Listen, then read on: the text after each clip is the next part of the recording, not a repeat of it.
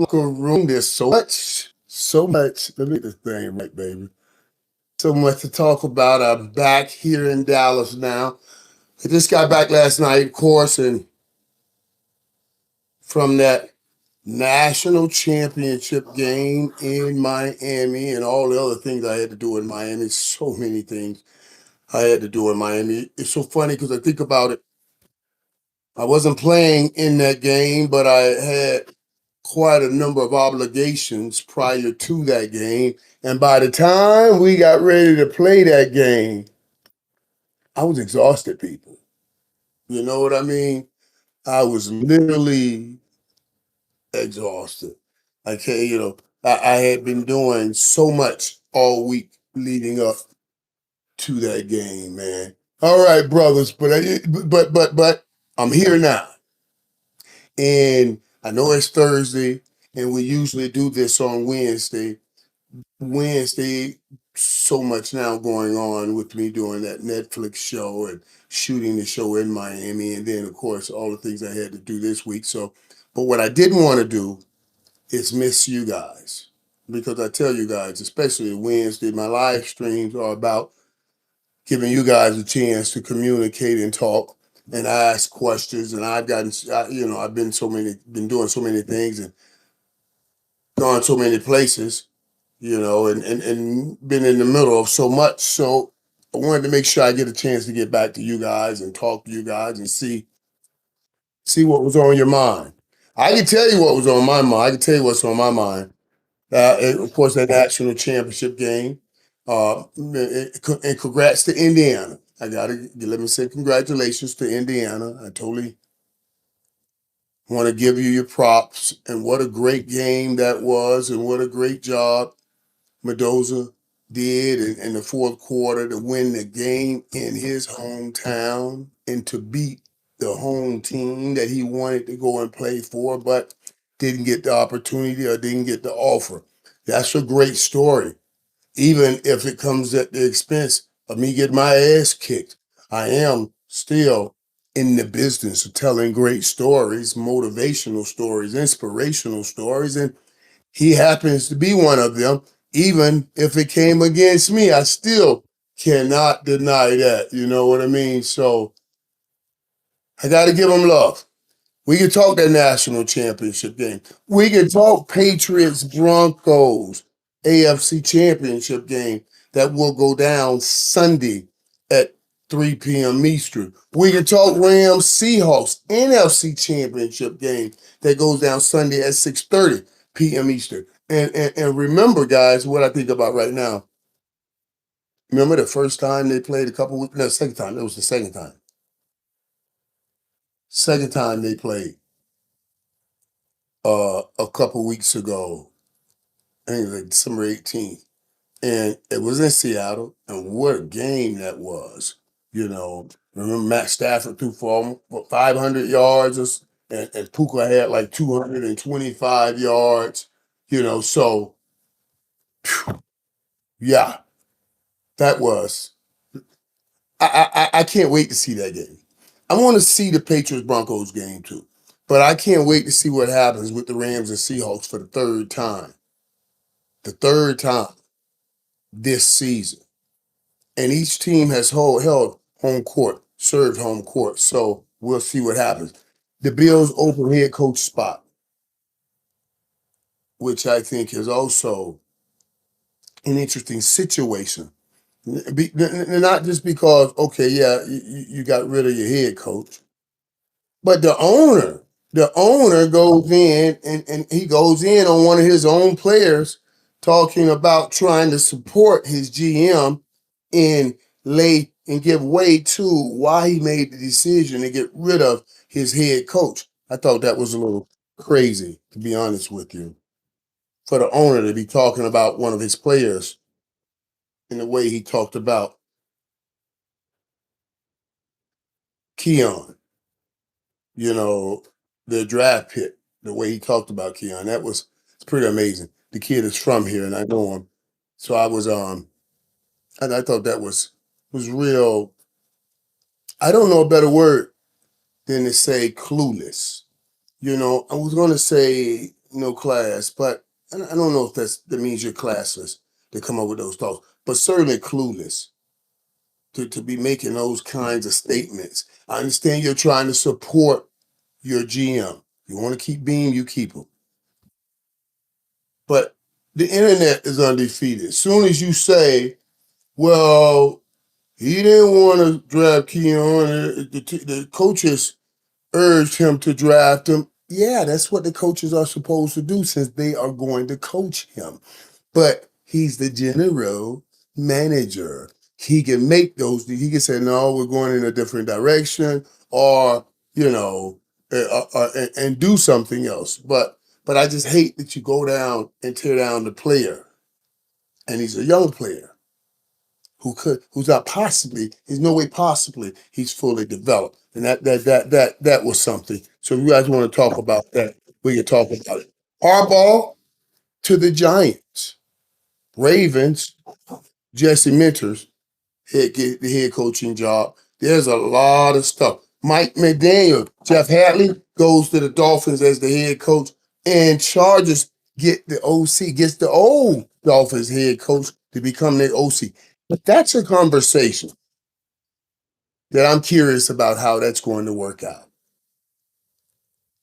Because Jim Harbaugh was an old quarterback himself. Now you bring in Mike McDaniels, and I don't know if you're going to run. What offense are you going to run? You're going to run the offense that Harbaugh runs, or you going to run the offense that Mike McDaniels run in Miami? Those are the questions, and those are the things that are out there. So many more things out there. If you got some things that you want to talk about, we can certainly talk about them. But let's dive in chat here for a moment. It was great. It was a great game. IU deserves it. Now it's time to reload and get to work. It is. Deuce, you're right. That was a good game, and IU deserves it. And they played well. And Miami had a chance, man. If Miami would have ran the ball to outside more, they would have won. Listen, what Miami should have done was tie down and tighten down on the special teams. I can point to two or three plays that cost Miami that game. Yes, certainly the doink off the goalpost. That's 3 points gone. And then I see you, buddy. DeBose. Talk about 87 gotta go. I won't he's a young man in college. I guess you start talking about these young men even in college now because they're getting paid. But I was about to say that the doink off the field goal, you lose 3 points, and then right for me, that block punt where you guys have seen it. And that's what everybody's talking about right now. 87 it didn't make the block. And I don't know why. If he just chucks him, you just got to chuck him. He's making a direct aim. Punt blockers. And let me tell you something. When I was there, I watched this. First of all, let me tell you what happened. They have two guys on this side, one guy on this side. That's how they set it up. The snapper punts the ball through these three guys, right? And what well, the guys over there got. And then now he said, the ball, once the snap, the ball led him over already.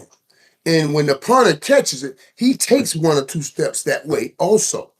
So in normal terms, if that guy goes outside of 87, he usually can't get to the punt.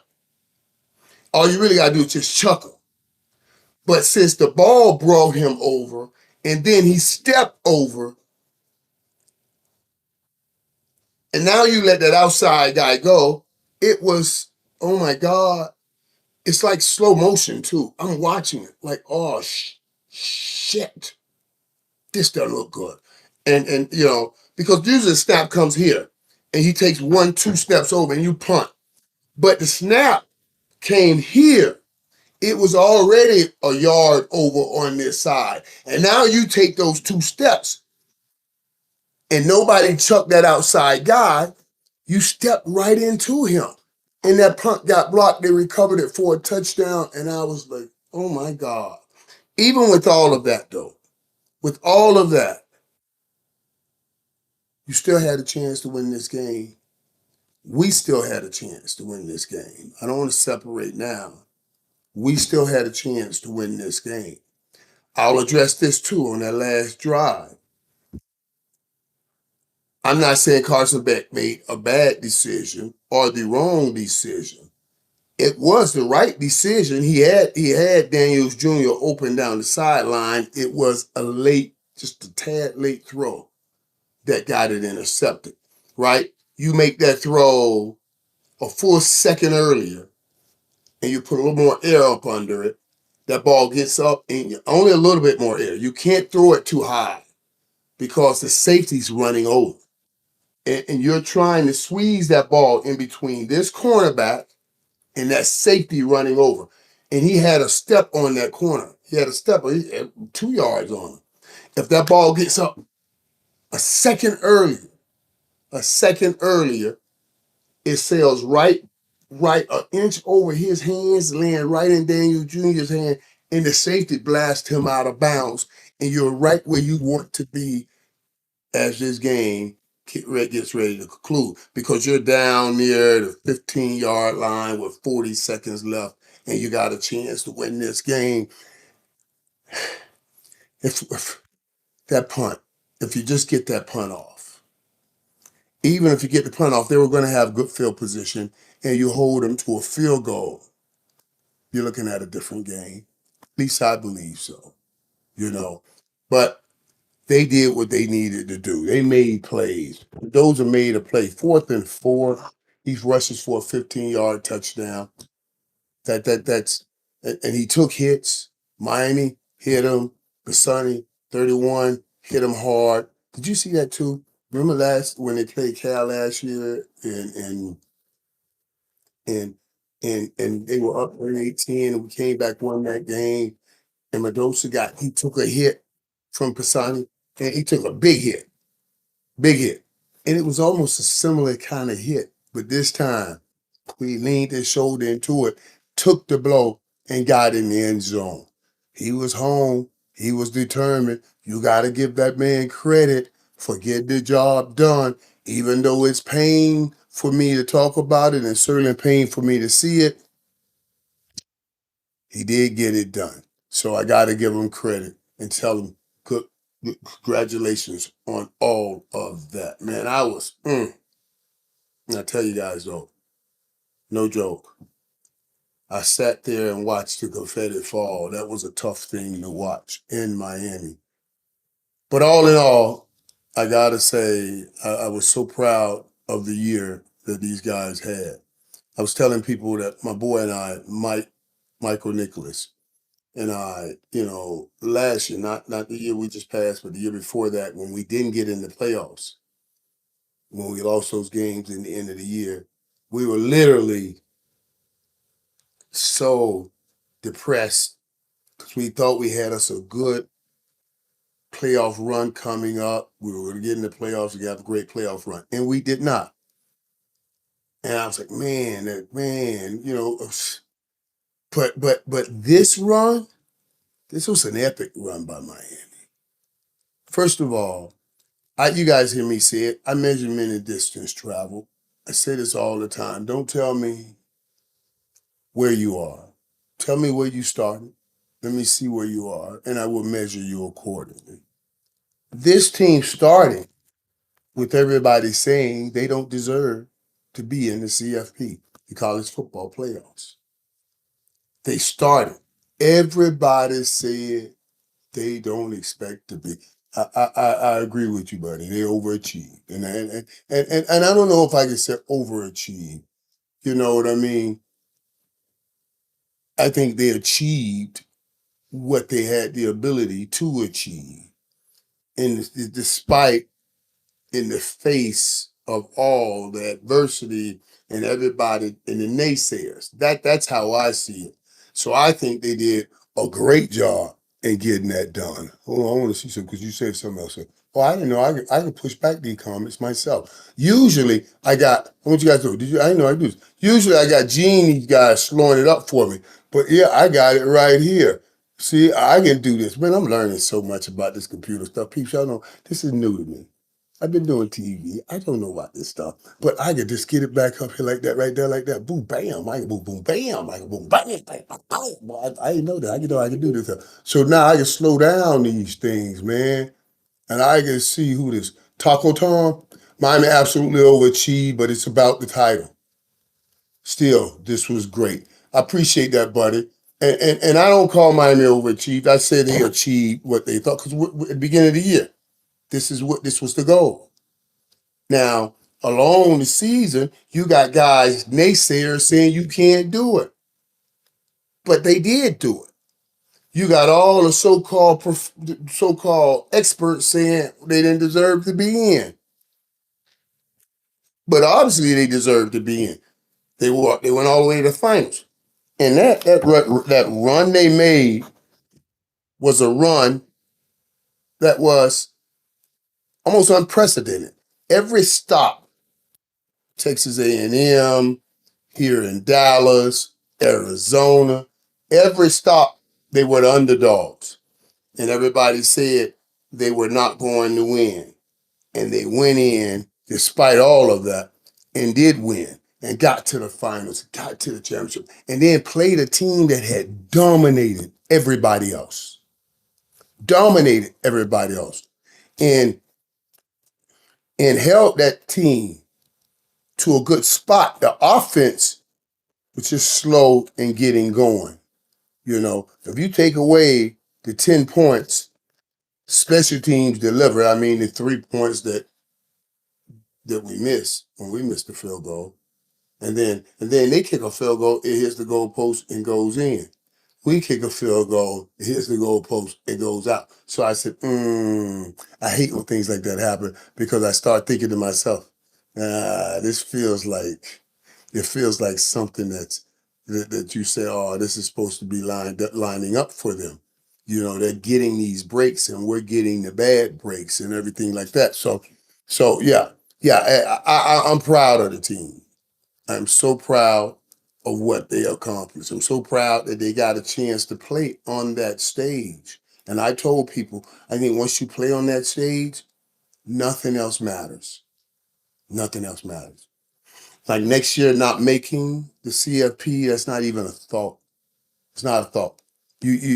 Miami will be back in it because now they know what comes with it.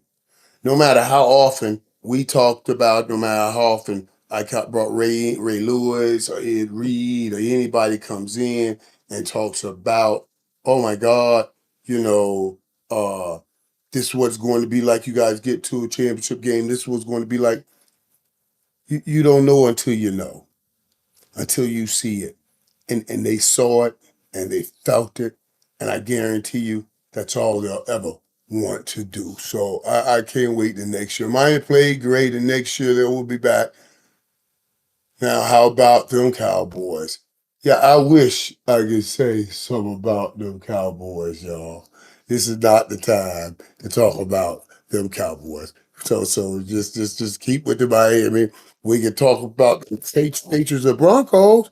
You can talk about the Rams or Seahawks, but the Cowboys are sipping my ties in Cancun right now. So we're gonna let them sip my ties in Cancun, even though BC Nick still talk about let's go Cowboys. We'll try that next year, right around. Well, no, next year. We'll start that around April of this year, actually. May, June, July, when we start getting ready for uh some NFL mini camps and things like that, and picking up players and everything like that. But come on, dog. Now, what do you mean Miami sucks? Clay, what does that mean? See, that's what I'm saying. We're trying to have a logical, reasonable conversation. I'm gonna pull out of my busy schedule and sit and talk with you guys. But I can't sit and talk with dummyism. Is that a word, dummyism? I just made that a word. No dummyism conversations, okay? Miami don't suck. They were in the national championship game. You know what I mean? So let's not say that stuff. If you just said it to get a rise, I gave it to you, but I won't live with that stuff. I'm using you as an example. I'm not lifting you up and giving it to you. I'm just using you as an example. So let's not do that again. Okay? Hell with them boys, go Steelers. You, nah. I know. Now, come on, man. Just say, Michael, I like the national. It was a good game, national championship game, but I'm a Steeler fan, and I could just take it with that. You know what I mean? Yeah, I was wondering, huh? Wisdom rhymes, huh? Dummyism. I know that's he wrote the word. He wrote the word. It's pretty cool, right? You know, hey, Mega, how did you handle the loss to Penn State? You know what? That's the conversation right there, bro. That's the conversation. And here's the difference between that. Now after that Penn State loss, we when we were the favorite in that game. We went on. We went back right back to a national championship game. We were back the following year after that one, and we won. You know, long as you're getting back to those games, that's what matters. Once you get there, that's what we were like, and that's why I believe this will line up a lot like that. You know, that Penn State game, we were the favorites to win that game. This game, Miami were the underdogs. You know, I should have been more disappointed because I should have easily beaten. I don't say easily, but I should have. We should have easily beaten Penn State. We just routed hell in Arizona. We should have easily beat Penn State. But everybody thought Indiana was going to easily beat Miami, like they had beat down Alabama and beat down everybody else. But them young men said, "No way, we won't go for it." You know what I mean? And they played so great. One thing, wait, somebody, let me. I'll give you this Cowboy news. I'll give you this Cowboy news because you talked about uh, Dallas Cowboy for Life playmaker. I still see this coming up. Did y'all see what somebody was talking about? There's a possibility. I don't know where it came from. I just saw it on social media. Somebody asked Ruben Bain about playing for the Dallas Cowboys. He said it would be like a dream come true. He would love it. It was so funny because that's what I've been saying to him. I've been trying him and Messidor. I said, man, I'm gonna try to get both of y'all in Dallas, you know. And then we look at me. I would be saying this at the end of games. You know, I shouldn't do that. I shouldn't do it. But I was like, what? We need y'all in Dallas. You know, I swear I did that. I swear I was saying that to him on the sideline. We're at the end of the game. I'm like, well, way to go. Way to play, dog. Well, I need y'all in Dallas. I need both of y'all in Dallas. That's what I need. And then somebody was writing it. I don't know. I don't know what made them ask him that or the particulars around that. All I know when I saw it, I smiled. It's a time that's it's hard to find smiles right now because you just lost the championship game. But I did smile when I saw that and thought the possibilities of that happening would be incredible to set him up. You put Ruben Bain and a Matador with the big two tackles we got now. You got a ooh wee, mommy. Look out. Here come the men. You see, I don't even want to think about that. I don't even want to, that would be insane to think about. But I tell you, I do believe Miami will be in the hunt a year now. Because you remember Jeremiah Smith was talking about it. He said, I wanted to go to Miami. That's my hometown, but they were not playing in those national championship games. They had never been in the college football playoffs. Now they went in the college football playoffs and they took it all the way to the finals. And everybody, all of this great talent that's in Miami, in the Florida area, their families felt that. So all of those kids right now started saying, "Ooh, we create this in our home city again. It would be incredible." So I think that'll really help with all of the recruiting in Miami. And again, I'm gonna hope and pray that Ruben Bain and Massador ends up as a cowboy. And I'll do all I can on this end, talking to the Will McClays, Stephen Jones, and the Jerry Jones, all I could do, to draft the playoff and play and figure out what happens with that. Hey, Mike, you might be the original who I am. LMAO, laugh my ass off, huh? You're on a generational run right now. Love all your content. Love from New Jersey. I appreciate that, man. Well, what's the generational run right now? What's the generational run? This game. This game we play now. You know, no, dog, we're not bringing it to the 49ers. I'm sorry, Fat Don. No, we're not going to the 49ers. They come to Dallas or they get out of the NFC. I'd rather have them in the AFC. So I ain't gotta go against my boys like that. You know what I'm saying? I want them in Dallas, man. I can't tell you the kind of time. And let me say that too. Let me thank all those young men for letting me be a part of what they do. I get a lot of stuff on social media, you know, we all do. And there's always what I call contrarians. Somebody that no matter what you say, they're going to say opposites. No matter what you do, they want to do opposite. It's just they want to be a contrarian. Um, I have people on all the time. Why is Michael on the sideline? Why is he there? Why does he have to be? Why is he getting in the way of these guys' time? Like, dude, I don't control that camera. You don't have to know I'm here. All you got to do is tell the damn people on TV to stop putting their camera on me. I did tell them to do that.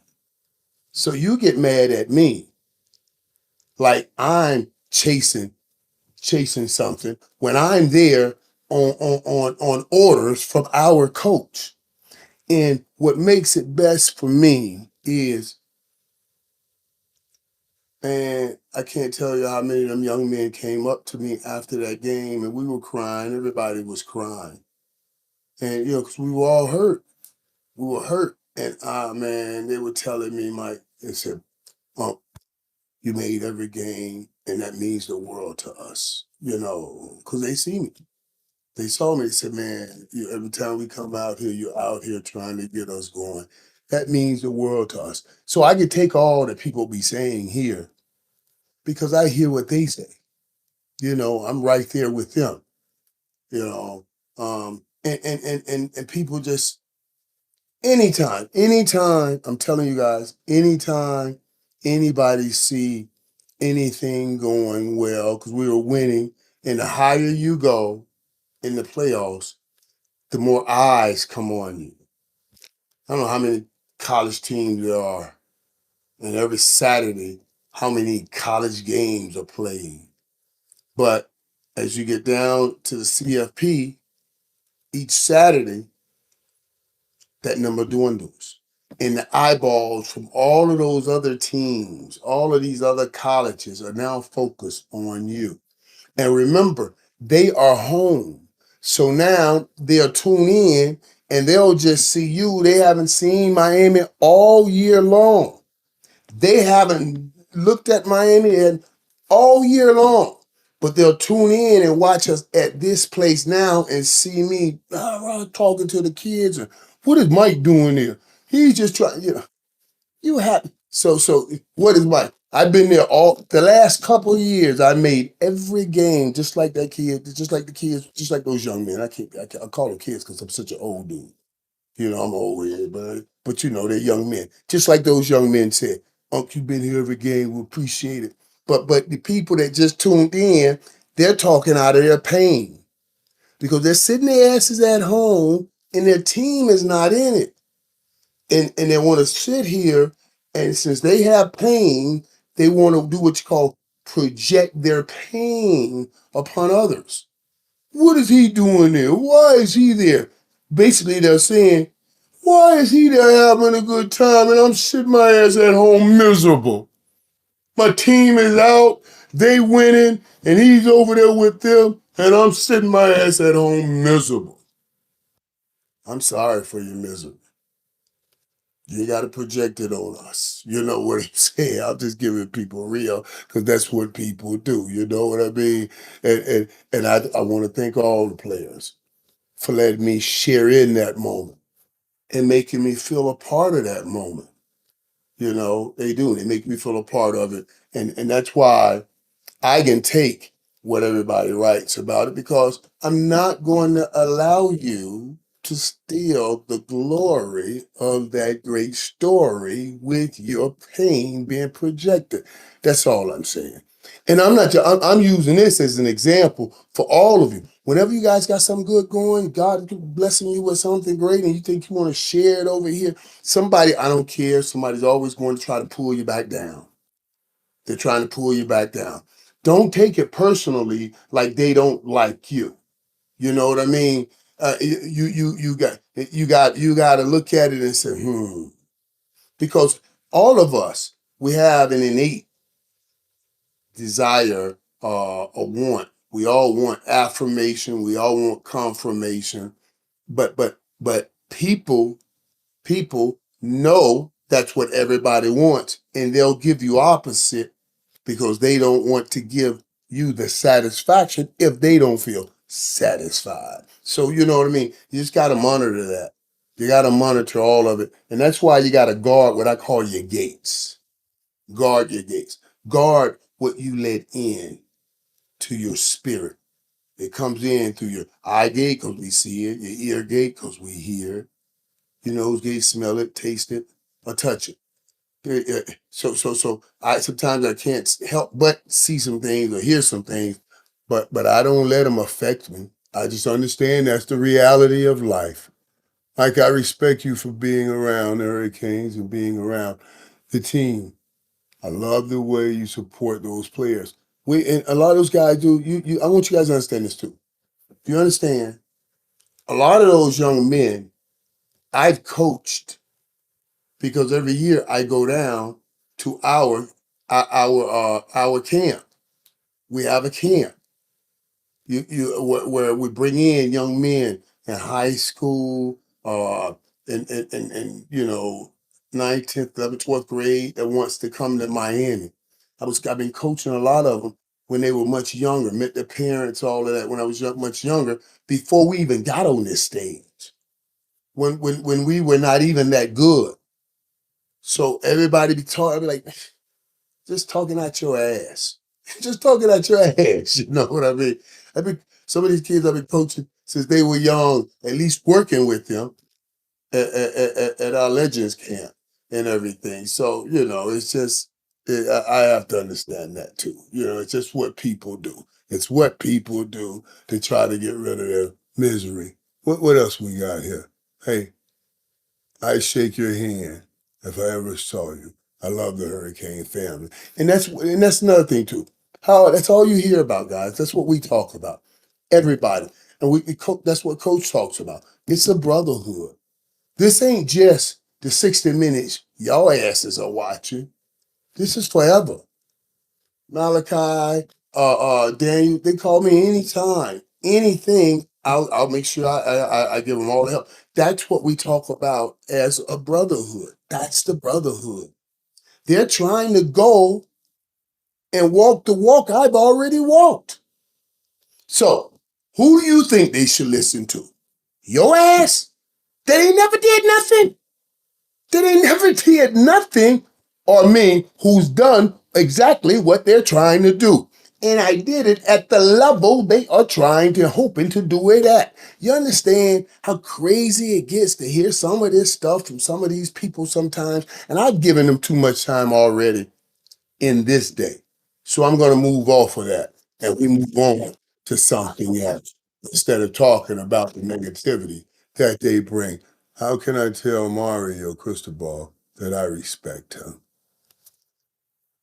That's a good question. You could just tell it now, and you just said it. Text it, tweet it, just like you tell everybody else everything. I mean, that's just the new currency nowadays. It's just social media. That's what everybody deals in, right? So it's what we do. Text it, tweet it. I'll show up. Mario, I love you. I love him too. I love him too. If you guys don't get, I think about it. Mario's a lineman. Look back over my career in my life. All of my boys have been linemen. You know, Big E's my best boy, Leon Lett, Charles Haley. All of my boys have been the big boys because you can't do anything without them. This year, go talk to Arnez Cooper. Go Ruben Bain and Mensador. Go ask those big boys, Big Bill. Go ask them, man. I'm talking to them all the time. Every in those camps, that's where I walk up to her. We're doing camps. I say, hey, we're not going anywhere without you guys. Y'all run this. So let's get this going. You gotta make sure they know how important they are. Because nobody writes stories about them. They don't say in the paper, they don't have a box score, 8 catches, 128 yards, and 1 TD. They don't have that. So you got to make sure you're giving it to them all the time and letting them know how important they are. And they are. They really are the most important part of it all. So yeah, yeah. It is it's crazy when I hear people say some things that they say, you know, about my relationship with Miami. And I know it's just because Miami did so great that you say what you say. Also, though, guys, I want to hear your thoughts on these playoff games this week because I was messing with someone about the Patriot Broncos game, and I want to talk about that first. The Patriot Broncos game. I said, "Wow, you worked so hard to get here, and then Bo Nix goes down, and you put in Jerry Stidham's got a sorry." And if someone was asking me the other day, do you think they can win with Stidham, with Jared Stidham? I was like, he hadn't thrown a pass in a couple of years. You're going up against Mike Vrabel. Mike Vrabel just made CJ Stroud one of the young, better quarterbacks in this league look horrible. One of the top picks in this league look horrible. Just made him look bad. What do you think he's going to make Jared Stidham look like? Going to make him look like his name. Sit. You're going to start saying, should we sit him, Stidham? Should we sit him, Stidham? That's what they're going to have to be saying when this thing goes down because he's going to throw so many combo coverages at him that yeah. And I saw Sean Payton. I saw Coach Payton. I saw him get up and talk about don't count him out. Feel confident. He's trying to give the kid confidence, and that's the right thing to do from a coaching standpoint. But trust me, Mike Vrabel and the Patriots in that defense is going to be popping, hopping, ready to go. I do believe the Patriots will win this football game. I think the Broncos defense is going to play hard and do everything they're going to try to do it. CJ hasn't looked good in a year and a half since that wide receiver got hurt, broke his leg. Well, see, that's not true. That's not true. That's not true. He hadn't consistently looked great. He hadn't consistently looked great. But CJ Stroud has played some good football. This team started out 0-3 this year, right? I'm talking about Houston. And then they made a hell of a run. And I know David Mills was there for 3 games and he won those 3 games. But CJ Stroud, don't try to take away credit from the Patriots in the job they have done. CJ hadn't been on a steady climb up. I'll give you guys that. He's been on a climb up, then did a little dip, to climb back up, did a little dip, climb back up, and did a big dip against the Patriots. But don't act like he was chopped liver. That's not the truth. You just, you know what? There might have been a Denver Bronco fan trying to give himself hope, and I understand. You gotta just be a little bit delusional to give yourself hope with that kind of situation. You know what I mean? Yeah, yeah. And that's another thing too. a lot of people, because I see somebody was talking about the 49ers easy schedule. And that's the 49ers here, right here. Taco Tom was talking about the 49ers had the second easiest schedule in the league for for a minute. Yeah, but the 49ers had a hell of a season with as many injuries as they had to get through what they got through and still be in the position that they were in. Now, they're saying the same thing about the Patriots.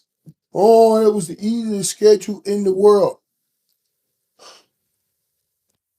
You can't play 17 games in the NFL and at the end of the year have a great record like the Patriots and you push it off as okay, that was just the easy schedule. It was 17 damn games. You won 14, you went 14, 15 games up of 17 games. You know what I mean? It- it- we got to be out of that now. You have to be out of it. No, no more with the schedule stuff. Because even if whatever you think the schedule was, you think it was easy by your turn or by record term or whatever you want to call that their schedule was easy, they won 14, 15 games out of the 17. It ain't that many easy games in the damn NFL. There's not too many easy games.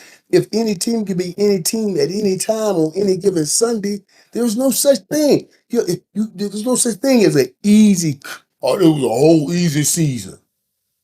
That's what y'all saying. You want to tell me you got an easy stretch here? Oh, they played this game, this game, this game. They got an easy opening. Maybe, okay, the first 4 games, first 5 games, man, they should be able to win those games. But after the first 5, 6 games, they get a lot of confidence that helps them through the other tough games. That's one thing, because that could happen. But to say, oh, an easy schedule, there is no such damn thing as an easy full schedule. You can have an easy run maybe 2 games that are or 3 games, but there's no such thing as a full damn season of an easy schedule. Stop saying that. Stop talking like that. That stuff that people talk about that don't know is water cooler stuff. It's water cooler stuff. If that was possible, if it was possible, we would have had another damn team go undefeated, not just the Miami Dolphins, way back in 72. You understand what I'm saying? So please, people, please, man, I want to have conversations. I want to have conversations. Because conversation rules the nation. But you got to bring something to the table. Don't just come up here with that word again, dummyism, dummyism, dummyism, and think we going to converse. Now give me some real. We want not converse. Dummyism. Because it makes you a dummy. I don't want to be a dummy. Our Patriots beats the Broncos in Denver for that first game is how I'm calling it now. I don't know if anybody out there outside of Broncos fans believe that the Broncos can win. I'm not saying this is going to be an easy game. So by your standards, there's two. If they win this game, oh, you see, you'll be oh, that was the easy schedule. This part of the easy schedule, the Broncos. This is part of the easy schedule. They don't have the quarterback, but they got one of the best defenses in the National Football League. This game being playing in Denver. That this is not an easy game, but I still got the Patriots winning this game. That Rams Seahawks game going to be that's going to be the game. That's going to be the game.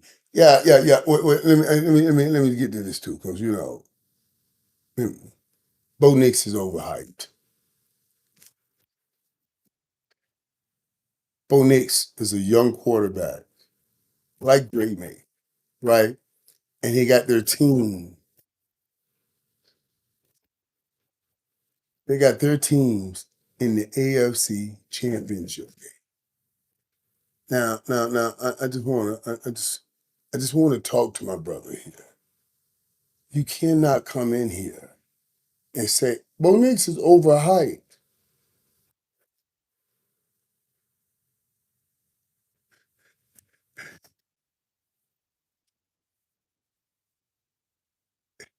This dude has his team in the AFC championship game. That's what I call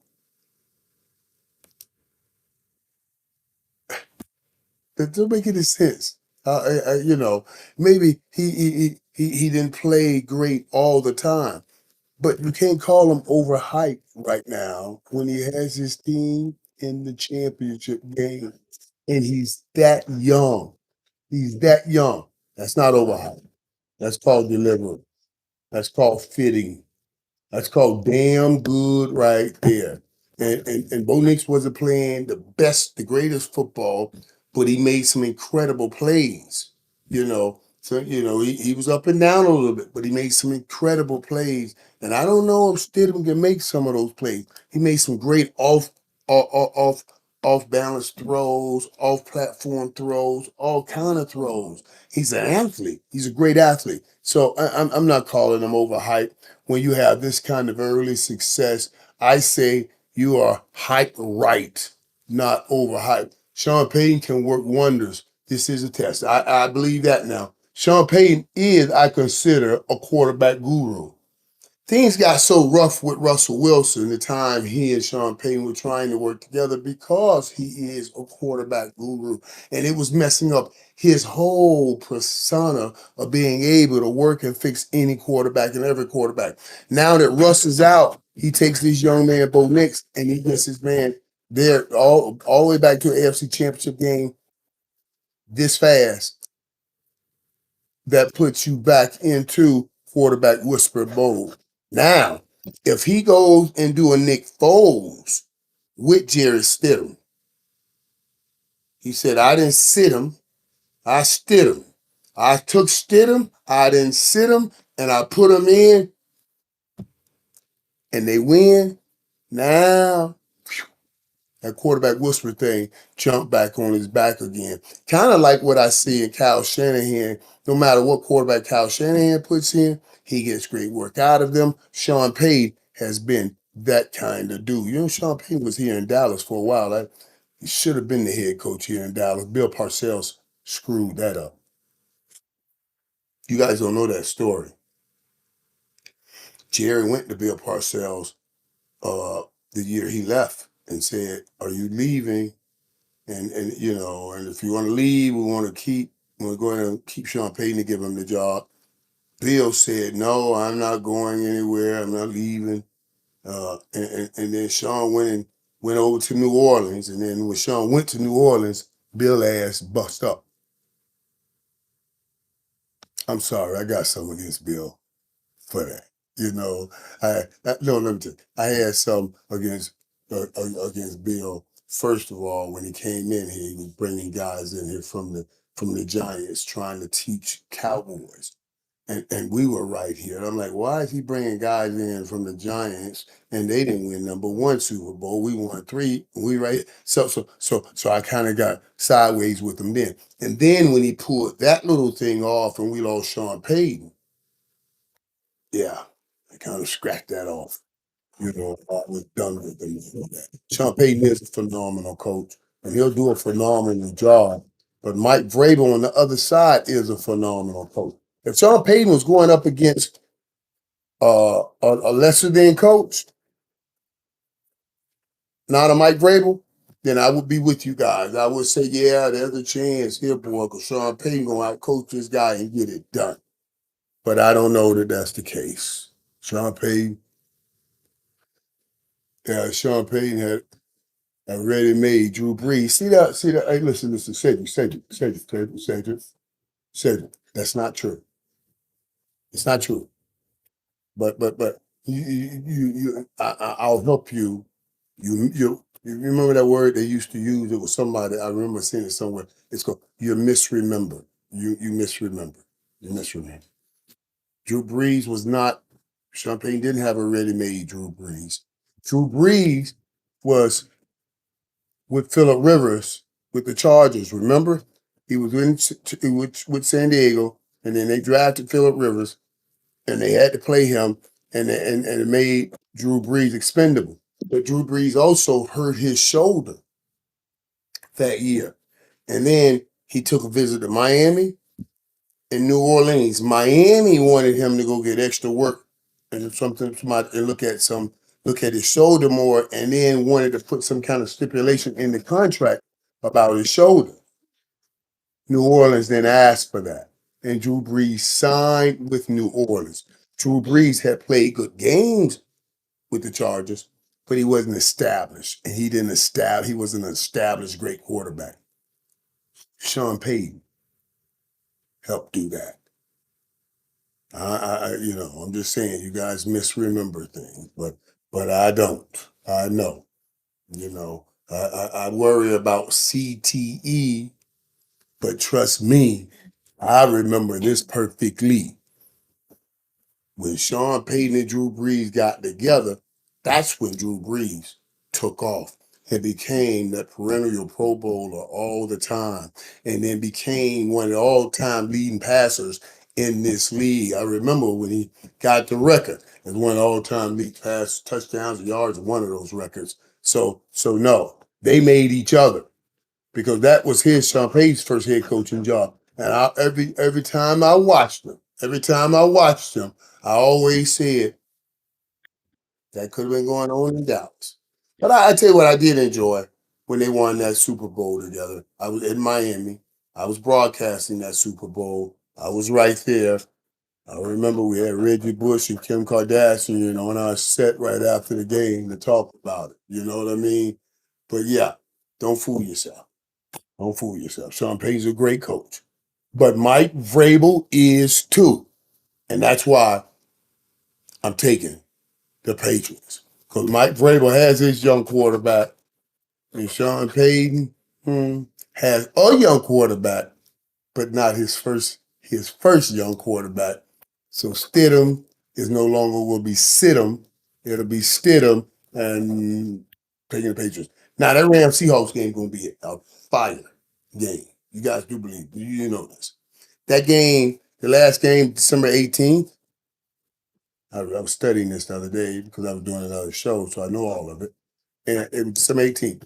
And that game was a 38-37 win by Seattle. I knew they would win. Did you guys know also that they have this thing right now out? Little things that come up about NFL. The last time uh they named the new pope is when every time they named new pope, the Seahawks went to the Super Bowl.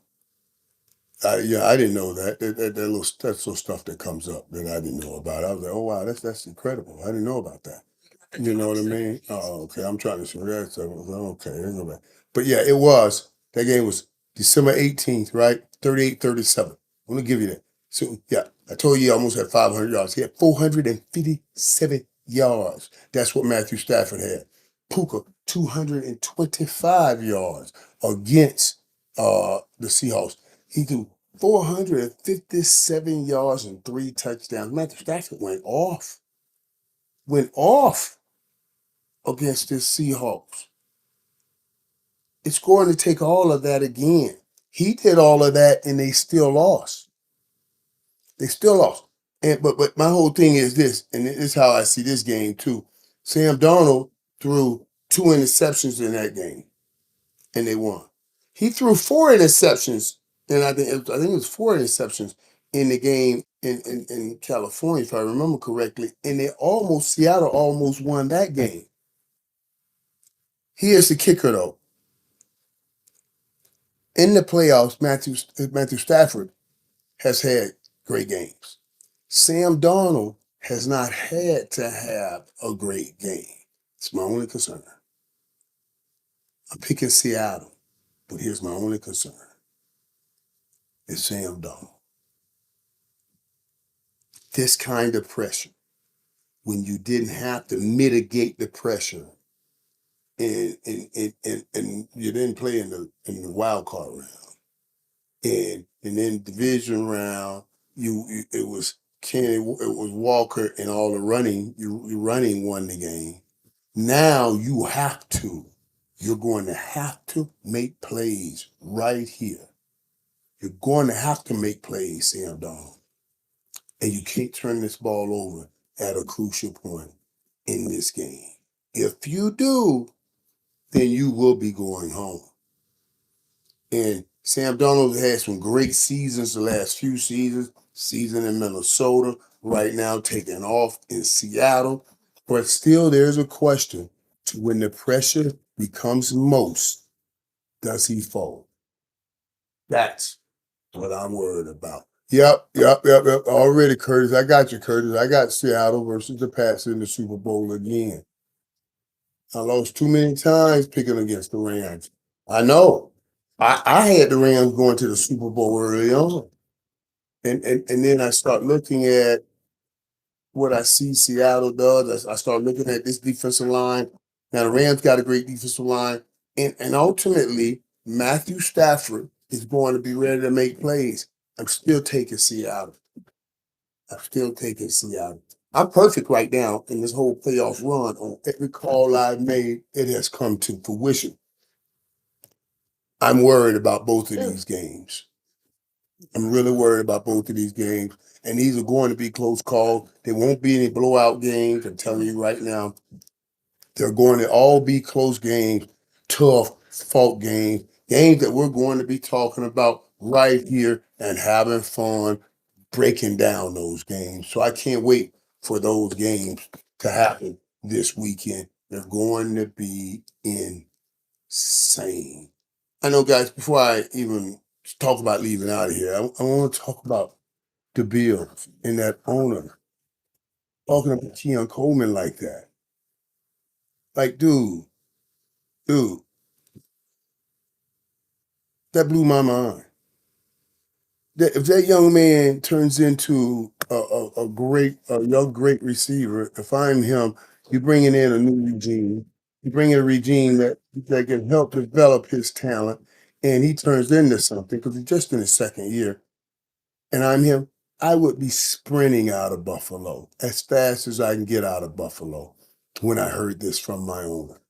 I would be sprinting out of there, sprinting. And it was something because my boy Cam said something the other night on It Is What It Is. He said, man, we talk a lot about Jerry Jones. And we all, well, why is Jerry always in front of the media and we're always talking, Jerry's always talking. And a lot of these other guys, a lot of these other owners don't talk. Now that the Bills owner is talking, and remember the Ravens owner was saying something the other day, Steve Bisciotti, I was like, Cam said, yeah, I see why these owners don't talk. They shouldn't talk. Because every time they talk crazy. And he's right. He's dead right, excuse me. He's dead right. Every time they talk, they say some crazy shit. And billionaires are crazy anyway, because you got to do some dirty stuff to get to be billionaire status. You try to pocket it all as business, but it's some dirty business. Even Jerry, you stop laughing. Even Jerry, you look at the oil business. Some of his oil buddies say, "Hey, you screwed me. You did some things, but that's the business, So yeah, these dudes, when you got that kind of money, I don't know that you always are in touch with reality, you know. And some of the things they say makes you feel like maybe he's just a little tad not in touch with reality. And then, the internet's undefeated. So you start talking about, oh, Bean didn't want Keon and everybody that was the coaches. But then they pull up the videos and they start playing stuff where Brandon Bean was talking about the young man. So that's all I'm saying. Some of the owners stay in the background. I'm giving you guys this so you can see that it's not. Don't tell Jerry to shut up. Just making sure. Make sure these other owners don't talk because you can see now Jerry may not be that bad when you compare it to these other jokers that are out here running their mouths and don't know what they're talking about as owners. You know what I mean? Yeah, that's what I'm saying. How can you do that, Zay? How can you, the owner, devaluing his own player? So what do? Even if you want to, you spend a second round pick on a 33rd pick, a 34th, or something like that. So it's almost it's a pick away from a first round. And then you start tearing this man down. So even if you don't want him on your team, before you open your trap and started running your flaps, you had value. You could have traded him. But your trap and your flap killed that value. Yeah, Jerry Jones like money, man. Hey, Steven saying, Stephen Bergeron, I can barely see that, but he said Jerry Jones likes money. Yeah, he likes money. So do I. So do you. So do everybody else that's listening. We all like money. That ain't nothing. You know what I mean? Ain't nothing wrong with liking money. The Bible says the love of money is the root of all evil. You know, and the greed for money is the root of all evil. That kind of those things, there's a problem with. But ain't nothing wrong with liking it. You got that makes me get up and go to work and earn it because I do like it. You see what I mean? So don't get mad at people for that. You're mad at people when they deserve for you to be mad at them. Sign me up front. What are you saying? Sign me up front and pay me.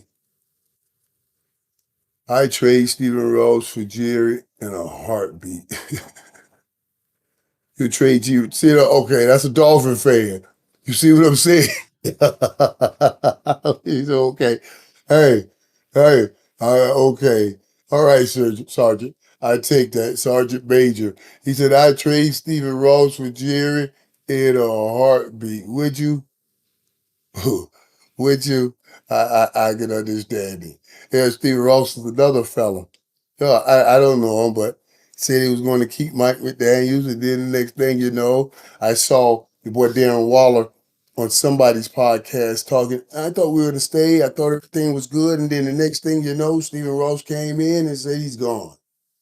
You know, so you don't know what happens. You don't even know these dudes one moment or the next. You know, one thing I will say is Jerry pretty steady. He's a loyal dude. I can attest to that. I can testify to Jerry being a loyal dude. A loyal dude. You know, if he's with you, he's with you, and he's been with me through some things and set that aside. And this was even after I was catching passes. So I don't realize saying, "Oh, you're Michael, because you catching all those touchdowns." Of course, he stuck with you. This was when I retired and no longer catching touchdowns. He's always stayed right there and helped out. You know what I mean? So I'm just giving you guys a peek inside. You guys can make your own opinion, come up with your own thoughts. I'm just giving you a peek inside. That's what I want to do right here in the locker room. When you come to this locker room, I want to give you some of that inside info, but it's always real. Mike, you know, as one of the greatest receivers of all time, that was a catch in the Bills game.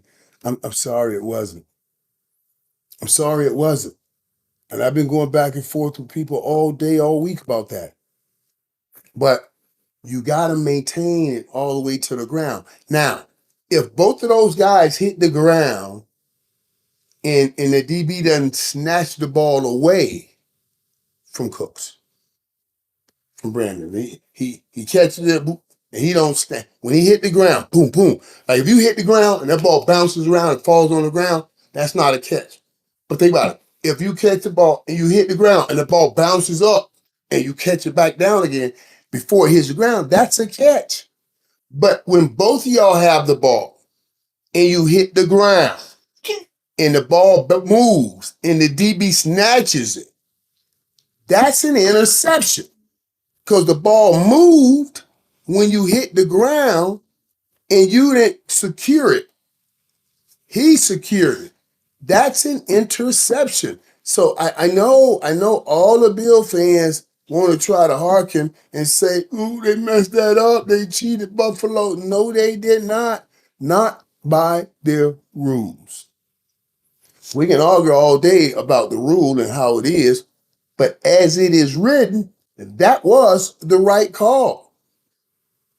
And I know it's devastating to Buffalo because this was the best chance they had.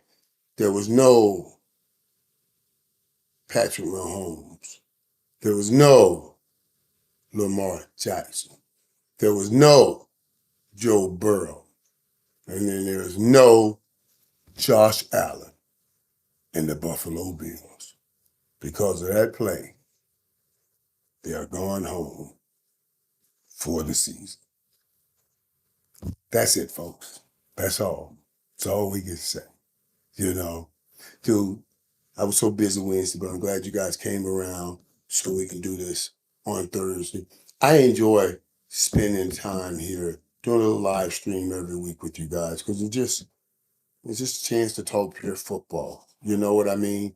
No bull or no playing, just to kind of talk about the things and hear from you guys what you want to hear. Oh, what do you mean Caleb was ready to go home? LOL. Uh, Caleb Williams had a hell of a year. Chicago had a hell of a year. Chicago hasn't had a year like that in so long. And this young man and Ben Johnson gave him a great year. Now, if I'm in Chicago right now, I can't tell you guys how happy I will be because I see a great future. At least I see some kind of inklings of a future. You know, you got a quarterback that plays that already has the tough part down. The tough part is making plays late in games, and he's very good at that. Now all he has to do is continue to learn the short game, the quick game, the steady game, and then he put his natural big play ability on that for years to come. Chicago will be in the fight, and for years to come, Chicago can have them a Patrick Mahomes like quarterback. Remember, they missed on Patrick Mahomes. I think it was Mitch Trubisky or somebody you took. One of those other quarterbacks when you could have had, it was Mitch Trubisky. I was thinking way back by Jay Cutler too, because that was another chance you could have had somebody. But I let that go. I let that go. It was a Mitch Trubisky, and you could have had a Patrick Mahomes. So now you got a Patrick Mahomes alike.